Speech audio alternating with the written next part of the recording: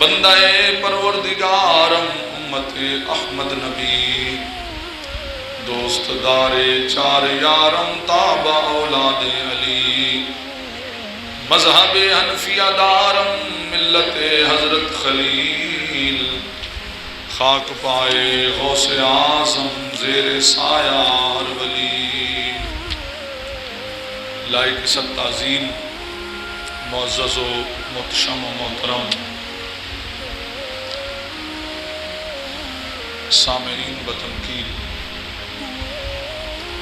اللہ تعالیٰ کا کروڑہا احسان عظیم ہے کہ مالک لم یزل نے ایک بار پھر ہمیں جمعۃ المبارک کی مبارک ساعتیں نصیب فرمائیں۔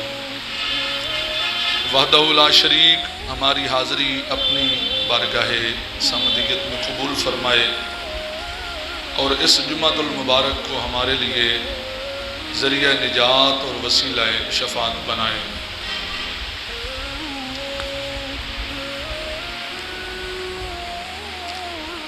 اولاد کی تربیت کے حوالے سے چند معروضات پیش کرنے کی سعادت حاصل کروں گا۔ دعا فرمائیں وحدہ لا شریک میری زبان پہ کلمۃ الحق جاری فرمائے۔ قرآن مجید کے اندر 21ویں پارے میں ایک سورت ہے جس کا نام ہے سورہ لقمان۔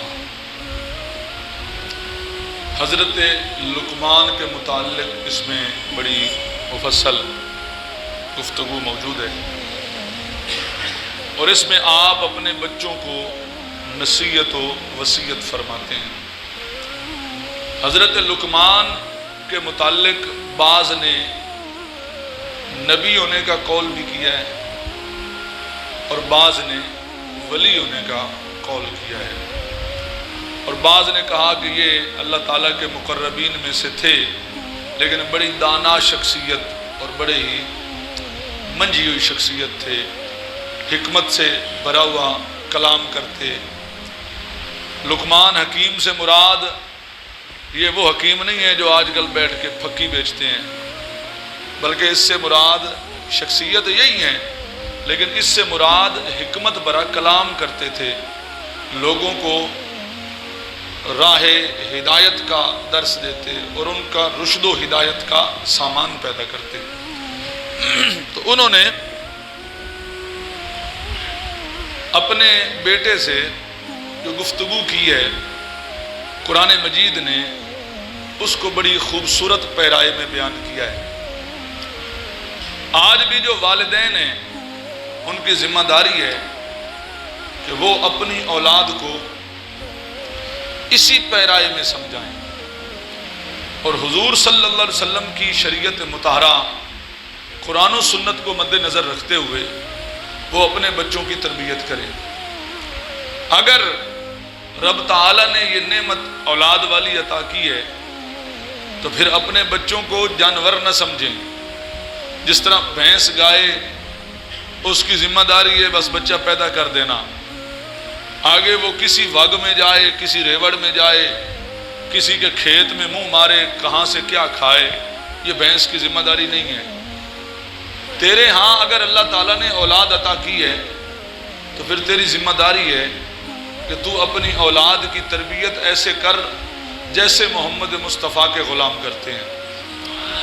رسول گرامی صلی اللہ علیہ وآلہ وسلم آپ کے صحابہ کرام میں ایک شخصیت ایسی کا ذکر ملتا ہے کہ جو فجر کی نماز پڑھتے ہوئے سلام پھرتے ہی گھر کو دوڑ جاتے، دعا میں، ذکر میں، اذکار میں شامل نہ ہوتے۔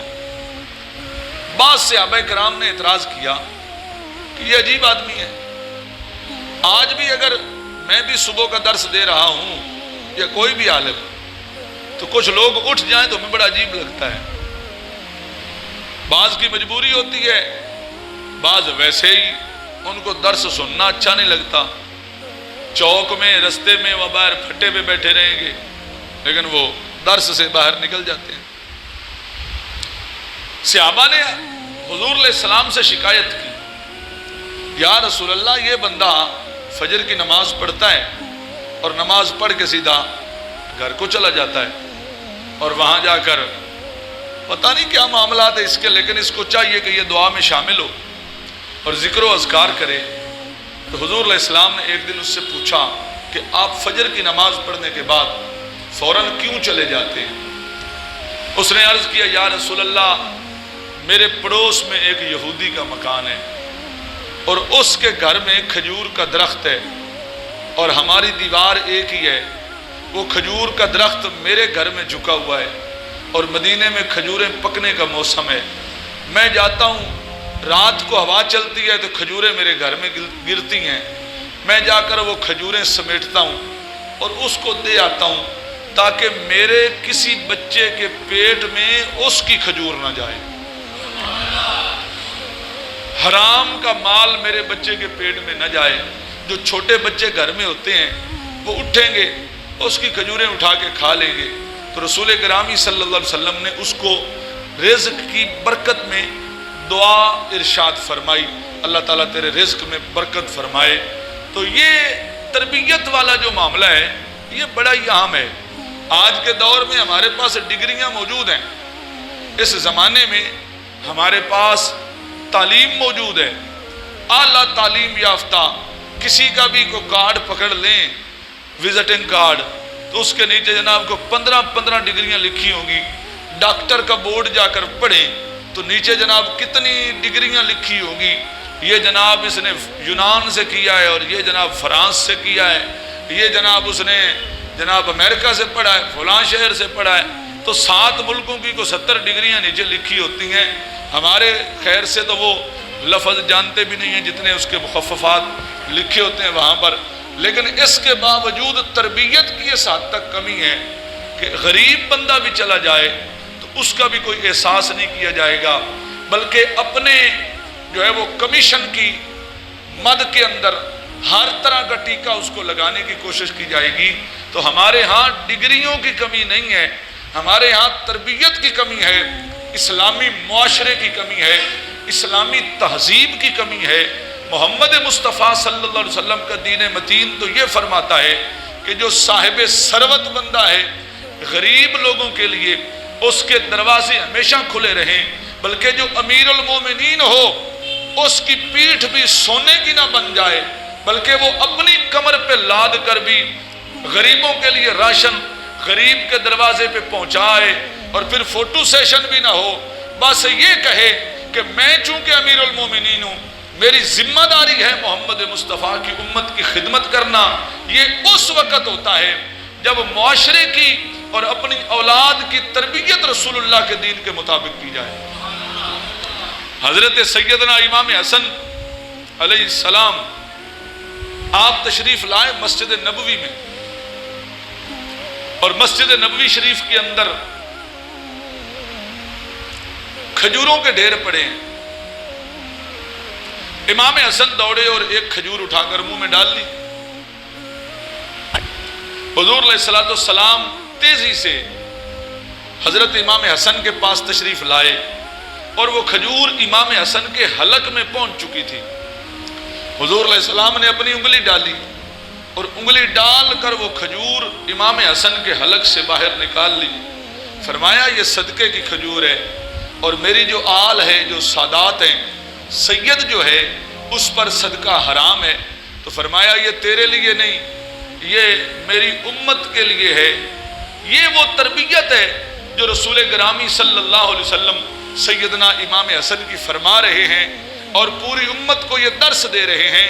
ایک کھجور کی کیا وقت ہے، اگر بچے نے اٹھا لی تھی تو اس میں اتنا تیز دوڑنے کی اور بالکل حلق میں جا کر انگلی ڈال کر نکالنے کی حاجت کیا تھی؟ لیکن حضور علیہ السلام نے فعل الحکیم لا یخلو عن الحکمہ، محمد عربی صلی اللہ علیہ وسلم نے اپنی اولاد مطہرہ کی یوں تربیت فرمائی ہے۔ فرمایا حرام کی ایک کھجور بھی، بلکہ اگر کوئی صدقہ ہو بھی صحیح تو کسی عامل کے پاس پہنچ جائے۔ بعض علماء نے یہ قول کیا ہے کہ وہ اگر کسی سادات کو پیش کرے اور وہ صدقہ نافلہ ہو تو وہ سید کے لیے ہدیہ بن جاتا ہے، تحفہ بن جاتا ہے، وہ صدقہ پھر نہیں رہتا ہے۔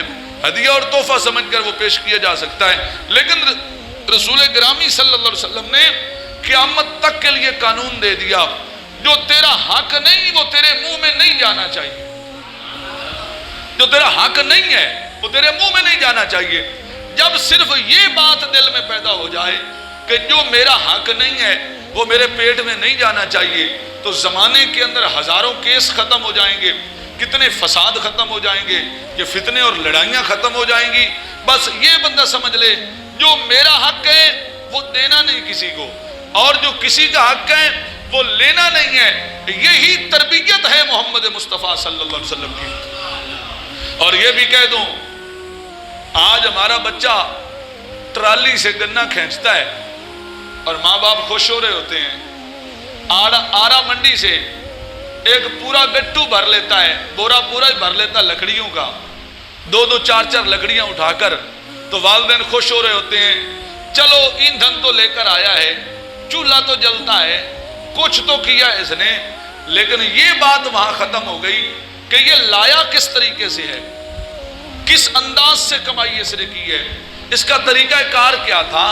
اگر ہم نے بھی اپنے بچوں کو دین محمد مصطفیٰ صلی اللہ علیہ وسلم کے مطابق تربیت نہیں دینی ہے، ان کو شریعت مطہرہ کے علوم نہیں سکھانے ہیں، تو یہ قرآن سکھوں کے لیے تو نہیں ہے، مندر والوں کے لیے تو نہیں ہے، عیسائیوں اور گرجی اور کلیسوں کے لیے تو نہیں ہے، یہ قرآن تو محمدیوں کے لیے ہے۔ اور یہ بتا رہا ہے، ایک ایک چیز کو کھول کر تفصیل سے بیان کر رہا ہے، اور ارشاد فرما رہا ہے کہ عزیزم، اے میرے محبوب کے غلام، اے میرے پیارے، یہ سارے قانون انسانیت کی ہدایت کے لیے ہیں، اور محمد مصطفیٰ کے غلام کو درجہ کمال تک پہنچانے کے لیے ہے، اور جنت کا رستہ دکھانے کے لیے ہے، اور اللہ کا قرب پانے کے لیے ہے۔ جو ان رستوں پہ چلتا ہے نہ وہ دنیا میں ناکام ہوتا ہے نہ وہ آخرت میں ناکام ہوتا ہے۔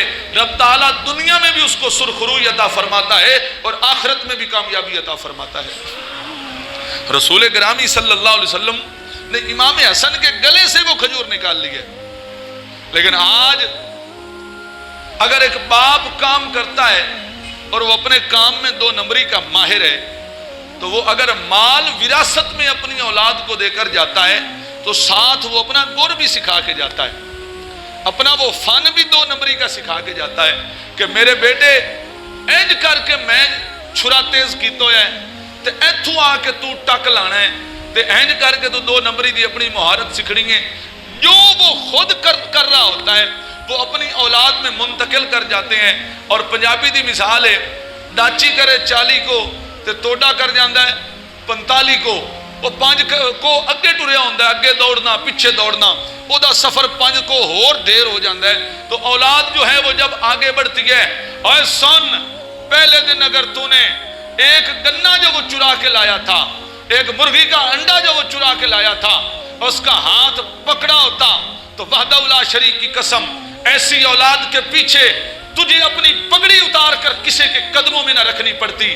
جب تو اس کی تھوڑی چوری پہ خوش ہو گیا ہے تو پھر تیار ہو جائے اس بات پہ کہ ایک دن وہ آنے والا ہے، تیری سفید داڑھی نہیں دیکھی جائے گی، تیری پگڑی کا احترام نہیں کیا جائے گا، اپنی اولاد کے کرتوت کی خاطر تجھے کسی کے قدموں میں بیٹھنا پڑے گا۔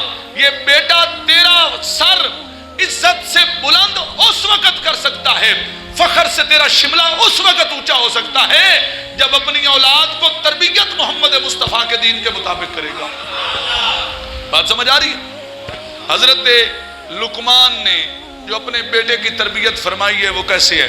فرمایا وَإِذْ قَالَ لُقْمَانُ، یاد کرو اس وقت کو جب حضرت لقمان نے لِبْنِيهِ، اپنے بیٹے سے، وَهُوَ يَعِظُهُ، اور اس کو نصیحت کرتا تھا، فرمایا یا بنیا، اے میرے بیٹے، لا تشرک باللہ، اللہ کا شریک کسی کو نہ ٹھہرانا۔ حضرت لقمان نے پہلی نصیحت اپنے بیٹے کو کیا کی ہے؟ تھوڑا جا بولن کرنا پروگرام، گرمی ڈھیر تو نہیں ہو گئی؟ پھر بولو نا محبت نال سبحان اللہ۔ فرمایا لا تشرک باللہ، اور ہمیں بھی اپنی اولاد کو سب سے پہلے لا الہ الا اللہ کا صحیح مفہوم سمجھانا چاہیے۔ اور یہ باپ کی ذمہ داری ہے، ہاتھ کھڑا نہ کرنا، پر اپنے دل میں تو سوچو کہ تیرے پاس اگر تیرے بیٹے کی عمر 10 سال ہو چکی ہے تو تو نے گھر میں بیٹھ کر لا الہ الا اللہ پہ کتنے لیکچر دیے ہیں، کتنے سبق پڑھائے ہیں، اس کو کتنی بار بتایا کہ لا الہ الا اللہ کا مطلب کیا ہے۔ اب تو وہ مائیں بھی فوت ہوتی جا رہی ہیں جو لوری لا الہ الا اللہ کی دیتی تھی، جن کو اللہ کے ذکر کے 5-6 طریقے آتے تھے مختلف ذکر سے۔ اب تو موبائل تشریف لے آیا ہے، حضرت موبائل کی زیارت پیدا ہوتے ہی 5-6 مہینے کا بچہ ہے، وہ رونے لگتا ہے، ماں سامنے موبائل کر دیتی، چلو جی وہ چھن چھنا چھن لگا ہوتا ہے، بچہ خوش ہے جناب۔ وہ لا الہ الا اللہ کا ذکر، وہ لبیک کا یا رسول اللہ کی آواز، وہ حضور علیہ السلام پر فدا ہونے کے ترانے، وہ اہل بیت کی محبت کا درس، وہ صحابہ کرام کی عظمت کے بیان، وہ ساری چیزیں مفقود ہوتی جا رہی ہیں۔ اور آج وہ موبائل کے جناب وہ چند جو ہے وہ والیوم اور چند گانے اور چند بول اور چند ٹیونے وہ لگا کر بچہ خوش ہے جناب، ماں بھی خوش اور بچہ بھی خوش۔ یہ جو گھٹی میں تو چیزیں ڈال رہا ہے، شیخ سعدی رحمت اللہ علیہ، اپنا شیخ سعدی شیرازی رحمت اللہ علیہ ابتدائی جو درس نظامی کی فارسی کی کتابیں ہیں اس کے اندر وہ فرماتے ہیں کہ ایک بادشاہ تھا، اس نے کسی بندے کی ڈیوٹی لگائی کہ میرے بیٹے کی تربیت کر۔ وہ ایک دن پہنچا تو وہ بندہ اس کے بیٹے کو ایک کہانی سنا رہا تھا، اور کہانی میں یہ سنا رہا تھا، بندہ باہر نکلا اور اس کے سامنے گیدڑوں کا ایک غول آ گیا، وہ بندے گیدڑ اس کے اوپر چڑھ گئے، چیر پھاڑ ڈالا، بندہ وہیں قتل ہو گیا۔ بادشاہ نے تلوار نکال لی اور اس کے گردن پہ رکھی اور اس کو کہا ظالم، جس بچے کو تو گیدڑوں کا سبق دے رہا ہے اور گیدڑوں سے بندہ مر گیا اور ڈر گیا اور گیدڑوں سے ڈرا رہا ہے، کل کو یہ شیر کا مقابلہ کیسے کرے گا؟ گیدڑوں سے ڈرنے کا جو سبق دے رہا ہے، شیر کا مقابلہ، تو شیر کا مقابلہ کرواتا، کہانی جو بناتی تھی تو شیر کو مفتو اور اس بندے کو فاتح قرار دیتا، پھر اس بچے کے اندر بھی جذبہ پیدا ہوتا۔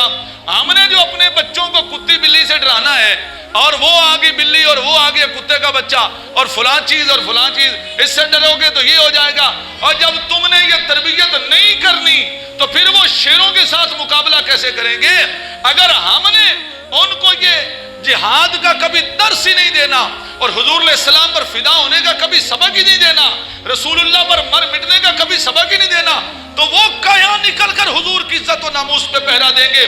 رزق حلال سے لے کر، سچ بولنے سے لے کر، حلال کمانے سے لے کر، اپنی جان محمد عربی پر فدا ہونے تک، یہ والدین کی ذمہ داری ہے کہ وہ بتائیں یہ دین ہے، یہ محمد مصطفیٰ کا فرمان ہے۔ پہلی بات جو ارشاد فرمائی، فرمایا لا تشرک باللہ، اے میرے بیٹے اللہ کا شریک کسی کو نہیں بنانا، اور یہ جان لو، جاگ رہے ہو؟ جاگ رہے ہو؟ اچھا محبت نال بولو سبحان اللہ۔ لا تشرک باللہ، اللہ کا شریک کوئی نہیں بن سکتا۔ ایک ہی جملہ یاد رکھو، خدا ہونے کے لیے خالق ہونا ضروری ہے۔ جو مخلوق ہے وہ کبھی خدا نہیں ہو سکتا۔ مخلوق کبھی خدا، جو پیدا ہونے میں محتاج ہے، پیدا ہونے میں اپنے آپ کے بننے میں محتاج ہے، مخلوق جو ہوا وہ سجدے کے لائق کیسے ہو سکتا ہے؟ تو سجدے کے لائق صرف وہ ہستی ہو سکتی ہے جو کسی کا محتاج نہ ہو، جس کو ہمیشگی ہو، جو اصلی ہو، ابدی ہو، کسی کا محتاج نہ ہو، اور جو خالق ہو، جس میں ہمیشگی نہ پائی جائے، جو کسی کا محتاج ہو، اور جو مخلوق ہو وہ جس مقام و مرتبے پر بھی ہو، انسانوں میں ہو یا جنوں میں، فرشتوں میں ہو یا کائنات کی کسی مخلوق میں، وہ کبھی بھی خدا ہونے کی حال نہیں ہو سکتا۔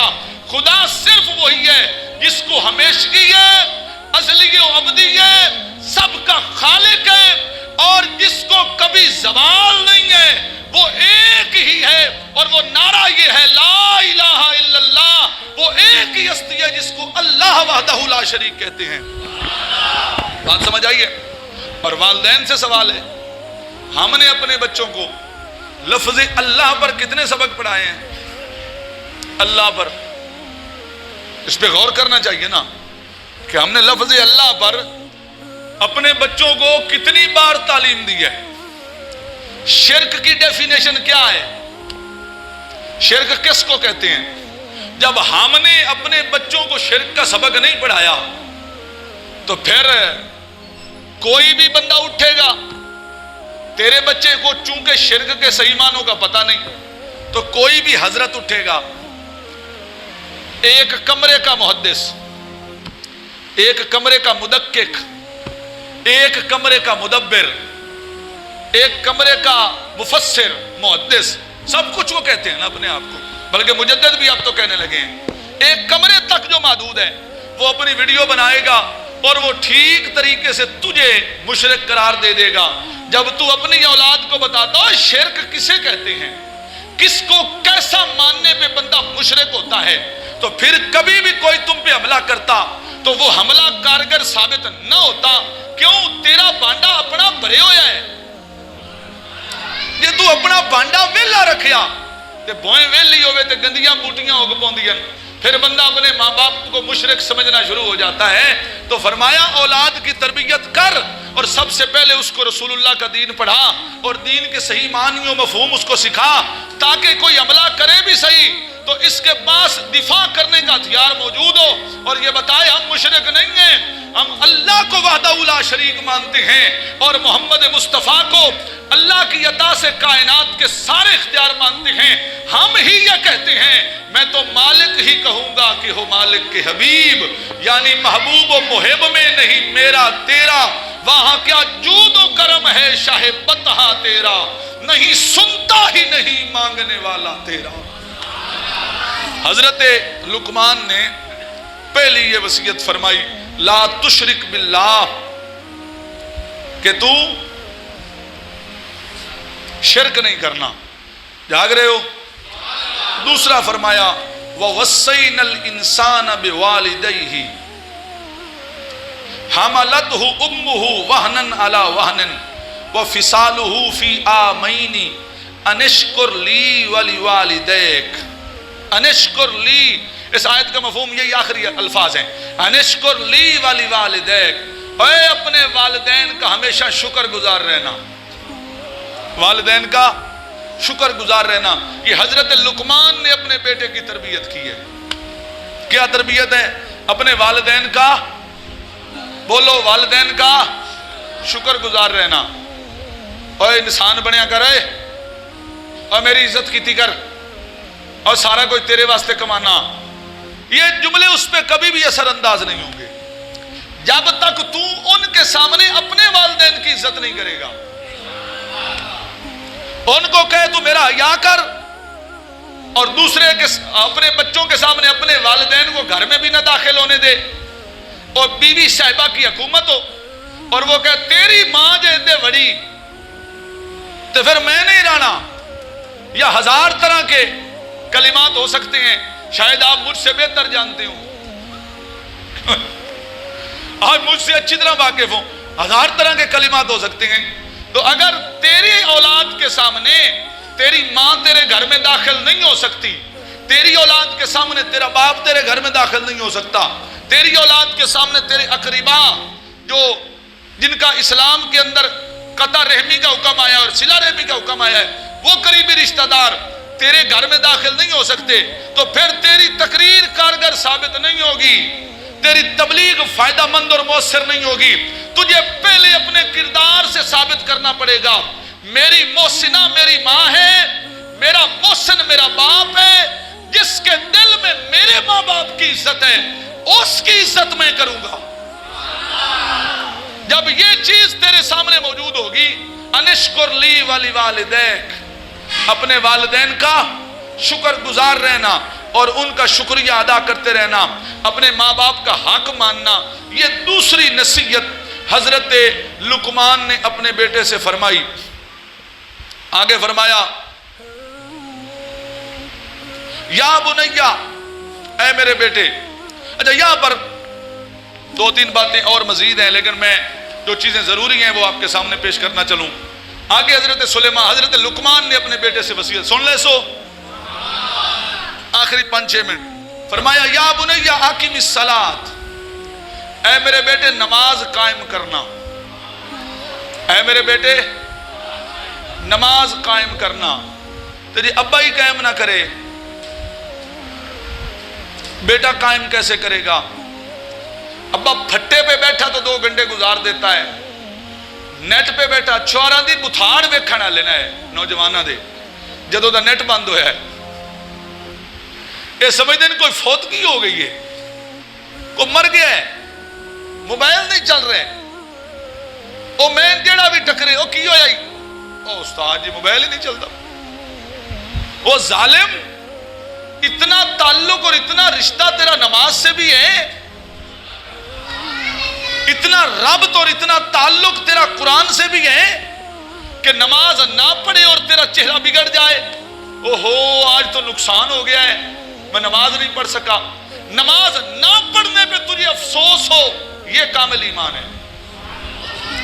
قرآن اس دن تلاوت چھوٹ جائے اور تیرے دل میں احساس پیدا ہو، تیرا چہرہ تیرے لفظوں کے ساتھ مل نہ رہا ہو، مشابہت نہ ہو رہی ہو، یہ کامل ایمان ہے۔ موبائل بند ہو گیا، نیٹ بند ہو گیا اور تیرا چہرہ بگڑا ہوا ہے، فلاں پکڑا گیا، فلاں چھوٹ گیا ہے، اور ہمیں کوئی غرض نہیں کوئی پکڑے کوئی چھوٹے۔ استاد جی ساڈا تو نیٹ چلنا چاہیے، ہمارا تعلق کاش اتنا نماز سے ہوتا، کاش ہمارا اتنا تعلق قرآن کی تلاوت سے ہوتا، کاش اتنی رغبت ہمیں۔ وہ آج ایک بزرگ تھے موبائل پہ، وہ بھی تشریف فرما ہوتے ہیں، کبھی کبھی بڑی میٹھی باتیں کرتے ہیں، وہ فرما رہے تھے، اس سے کسی نے سوال کیا کربلا کے متعلق 2 باتیں ارشاد فرما دیں، کوئی جملہ ارشاد فرما دیں۔ اس نے کہا کربلا کے متعلق میں 2 باتیں جانتا ہوں، صرف 2 باتیں، کہ انسان پہ جتنی مشکل بھی آ جائے، انسان کو اپنی جان بھی دینی پڑے، تو کربلا ہمیں 2 چیزوں کا درس دیتا ہے کہ سید نے کبھی سجدہ نہیں چھوڑا اور سید زادیوں نے کبھی پردہ نہیں چھوڑا۔ بزرگ تھے، بات کہہ گئے، مجھے سامنے ملتے تو میں اس کے پاؤں چومتا، لیکن اس نے 2 جملوں میں اسلام کا پورا نچوڑ بیان کر دیا۔ جتنی بھی مشکل آ جائے، جس حد تک بھی بندہ مشکل میں پھنس جائے، فرمایا کربلا کی یہ آواز، یہ صدا ہے کہ مشکل وقت میں نہ کبھی سجدہ چھوڑنا چاہیے، نہ کبھی پردہ چھوڑنا چاہیے۔ حضرت لقمان نے اپنے بیٹے سے جو نصیحت فرمائی ہے وہ کیا ہے؟ یا بنیا اقم الصلاۃ، اے میرے بیٹے نماز پڑھنا، وامر بالمعروف، اور اچھی بات کا حکم دے، نیکی کا حکم دے، وانہا عن المنکر، اور ہر برائی سے روک، وانہا عن المنکر، تو منع کر، نہیں عن المنکر تجھ پہ فرض ہے، امر بالمعروف تجھ پہ فرض ہے۔ وہ دوست ہے جو نیکی کی دعوت دے، جو برائی سے روکے، وہ دوست ہے۔ لیکن ہون بھی ہو جائے یار چاہیے ہی نہیں، اب ایسا تعلق بھی نہیں چاہیے، اب ایسا جو رنگین دوست ہو وہ چاہیے، باپ بھی جو لیٹسٹ ماڈل کا ہو، ترقی یافتہ ذہن کا ہو، رات کو 2-3 بجے تک اپنی بیوی کو تیار کروا کر موٹر سائیکل پہ بٹھا کر روڈ کے 5-7 چکر لگائے، شوہر وہ ہونا چاہیے، اور بیٹی کو نیم برہنہ لباس پہنا کر وہ لوگوں کی زیارت گاہ بنائے، وہ باپ ہونا چاہیے۔ یہ ترقی یافتہ باپ چاہیے۔ غیرت کہاں مر گئی ہے جو رسول اللہ نے فرمایا ہے کہ دیوس کبھی جنت میں نہیں جائے گا، جنت غیرت مندوں کا مقام ہے۔ اور سب سے بڑی غیرت کا درس ہمیں کربلا سے ملتا ہے کہ جوان بیٹا بھی شہید ہوا پڑا ہے، لیکن کسی کو جرت نہیں ہے کہ کوئی بیوی سر سے دوپٹہ اتار کر یا دوپٹہ پہن کر بھی کبھی یزیدیوں کے سامنے جائے۔ اور قیامت تک تاریخ لکھی جاتی کہ ایک موقع مشکل کا ایسا آ جاتا ہے جہاں اس گھرانے کے سر سے بھی دوپٹہ اترتا ہے، لیکن کائنات گواہ ہے کوئی دنیا کا ایسا مشکل مرحلہ نہیں آیا جہاں سادات نے صبر نہ کیا ہو اور پردے کی پاسداری نہ کی ہو۔ اعلان یہی ہو رہا ہے کہ سورج بے نور ہو سکتا ہے لیکن ان کے سر سے کبھی دوپٹہ نہیں اتر سکتا ہے۔ اپنے بیٹے کی تربیت میں یہ چیز ضروری ہے۔ آخر میں اب اس پر پورا ایک لمبا موضوع ہے اور پورا رکوع ہے۔ وَأَمُرْ بِالْمَعْرُوفِ وَانْهَ عَنِ الْمُنْكَرِ واصبر علی ما اصابک ان ذلک من عزم الامور ولا تصائر خدک للناس ولا تمشی فی الارض مرحا ان اللہ لا یحب کل مختال فخور. یہ ایک ایک جملہ پورا موضوع ہے. وقصد فی مشیک واغضض من صوتک ان انکر الاصوات لصوت الحمیر. یہ پورا ایک جملہ لگ سکتا ہے، لیکن میں آپ سے یہ کہنا چاہتا ہوں ہم اپنی اولاد کی تربیت کریں. پہلے جملے جو کہے میں پھر دوہرا دوں، یہ ہمارے بچے ہیں. باپ کو اختیار ہونا چاہیے کہ بیٹی کا جو موبائل لے کر دیا اس میں وہ کیا دیکھتی ہے. باپ کو اختیار ہونا چاہیے کہ میرے بیٹے کے جو دوست ہیں ان دوستوں کا علم مجھے ہو، میں موبائل چیک کر سکوں کہ میرے بیٹے کے موبائل میں کیا ہے. یہ باپ کو اختیار ہونا چاہیے. اگر وہ باپ کو اختیار نہیں ہے تو مجھ گاں طرح اس نے اولاد نو آزادی نال چھوڑ دیتا ہے تو پھر وعدہ لا شریک کی قسم تو نے محمدی ہونے کا حق ادا نہیں کیا. بلکہ میں نے پہلے بھی جملہ کہا ہے، پوتر گنا چھک کے ٹرالی تو لے آوے تے بابے دی ذمہ داری یہ پوچھے کدو لے آئی، کتھوں لے آندائی، کیوں لے آندائی، چوری کیتا ہی ڈنڈے نالوں دی کنڈ لال کی اس سے گنے نال کنڈ لال کیتی ہوئے. پہلی باری انڈا چوری کرن تے تو اگر بیٹے نو سزا دے میں گا تے دوسرے دن وہ کدی بھی مرغی نہیں چکے گا اور پھر کسی دی جیب نہیں تاڑے گا. تے جی انڈے تے خوش ہویا بیٹھے ہیں تے موڑا اپنی پگڑی تے ہاتھ رکھ لا، دو میں ہاتھ رکھیا میں پگڑی سنبھال دوں سکدا. اس پوتر دی خاطر اے پگڑی تینوں کسے دے پیرا چ رکھنی پینی ہے. اس چٹی داڑھی دا تیرا احساس نہیں ہونا. آج اگر اس کی تھوڑی چوری پہ راضی ہے کل تجھے اپنی سفید داڑھی سمیت کسی کے قدموں میں بیٹھ کر معافی مانگنی پڑے گی. اولاد کی تربیت ایسے کر کہ لوگ تجھے پوچھیں اچھا تو فلاں دا ابا ہے. نوجوان کے ذہن میں تو یہ آتا ہے او جی نام بدنام تو ہوں گے کیا نام نہ ہوگا، تو بدنام ہوگا، تیرا تو نام بھی ہوگا. او دا کے قصور ہے جائے سردی گرمی نہیں ویکھی، تیرے پیچھے جوانی ذبح کیتی ہے، تیرے پیچھے اپنے بیلی تے یار چھڈن، تیرے پیچھے اپنے تعلق تے دوستانے توڑن، تیرے پیچھے انہیں وطن تو بے وطن ہویا ہے اور تو ماں دے پیٹ چایا تے جے دے دل خوشی دا احساس پیدا ہویا. تینوں جوان اس واسطے کیتا ہی کہ تیری وجہ تو لوگوں کو معافی منگنی پوے. اگر کمی ہے تو ہمیں تربیت کی کمی ہے. ہمیں چاہیے کہ ہم اپنی اولاد کی ایسی تربیت کریں اور وہ ایک ہی تربیت ہے، ایک ہی. اور بیٹی گھر میں جوان ہے اس کو بسم اللہ کی تربیت کرو. پچھلے جمعہ میں نے عرض کیا تھا اس کو لوریاں سکھاؤ. اللہ تجھے اولاد دے تو موبائل کے گانوں کی لوری نہیں ہونی چاہیے، محمد مصطفیٰ کے نعروں کی لوری ہونی چاہیے. حضور کی عزت اور عظمت سکھاؤ اپنی اولاد کو. میرے آقا نے فرمایا ادبوا اولادکم، اپنی اولادوں کو ادب سکھاؤ. علی ثلاثت خصال، اور ان کو 3 مبارک عادتیں سکھاؤ. ایک فرمایا تلاوت قرآن سکھاؤ اور میرے اہل بیت کی محبت سکھاؤ. اور ایک حضور علیہ السلام نے شاید فرمایا ہے کہ میری ذات پہ درود پاک پڑھنا سکھاؤ. حضور سید عالم صلی اللہ علیہ وسلم نے اپنی اولاد کی اور کائنات میں حسن جیسا بیٹا نہیں، لیکن حسن اگر صدقے کی کھجوروں سے ایک کھجور منہ میں ڈال لیتا ہے تو محمد مصطفیٰ انگلی ڈالتے ہیں. پیر کو چاہیے وہ اپنے مریدوں کی تربیت کرے، استاد کو چاہیے وہ اپنے شاگردوں کی تربیت کرے، امام کو چاہیے وہ اپنے محلے داروں کی تربیت کرے، والدین کو چاہیے وہ اپنے اولاد کی تربیت کرے. اگر پیر یہ نہیں پوچھتا اے جو 50,000 دا نوٹ میں پہ دینا لیا کتھوں گئی، اے جیڑا ٹریکٹر کڑھایا ہی اے زمین پلج کرا کے سود تے تو نہیں کڑھایا. اگر پیر یہ پوچھنے لگ جائیں تو وحدہ لا شریک کی قسم پھر وہ صحیح معنوں میں پیر طریقت ہے. تے پیر بھی آکھے ہڑپ تو تے جھپک تو، تے امام بھی آکھے قبل تو تے جھپک تو، تے ابا حضور بھی آکھے اے منصب سنبھالنا سوکھا ہے امامت دا.